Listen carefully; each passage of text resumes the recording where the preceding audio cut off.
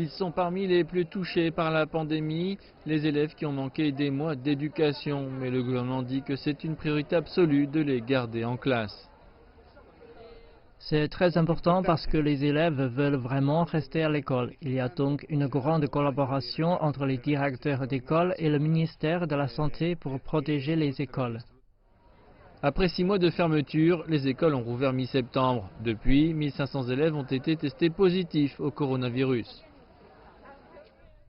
Nous avons dû fermer certaines salles de classe et dans certains cas, nous avons fermé l'école pendant 48 heures, mais nous nous concentrons pour isoler le problème le plus rapidement possible sans affecter l'ensemble des écoles. Pour identifier les cas plus rapidement, les écoles de la région du Latium sont en train d'essayer les tests rapides. Ce serait parfait parce qu'avec mon fils, j'ai dû faire la queue pour le test pendant 3 heures et puis nous avons dû attendre à la maison pendant 3 jours pour le résultat. C'est absolument l'une des premières choses que nous devons faire parce que garder les élèves à la maison pendant 3 jours pour attendre les résultats pour un test normal, c'est compliqué. Les tests ont été mis en place à l'aéroport de Fiumicino en août. C'est un test antigénique rapide qui est effectué sur des passages considérés comme à haut risque et dans les 30 minutes, nous avons un résultat.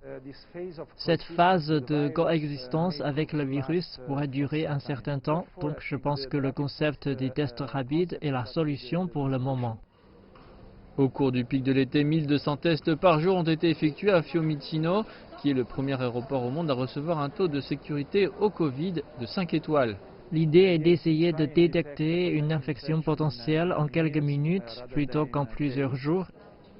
Il est espéré que les tests pourront finalement être utilisés dans les écoles à travers le pays. Les essais dans les écoles interviennent alors que le nombre de nouveaux cas en Italie a atteint son plus haut niveau depuis avril. Le gouvernement envisage maintenant de réimposer certaines restrictions telles que les couvre-feux nocturnes et l'interdiction des rassemblements en groupe. Dans certaines régions, il est déjà obligatoire de porter un masque à l'extérieur. Il pourrait également y avoir des confinements localisés et des fermetures d'entreprises à haut risque.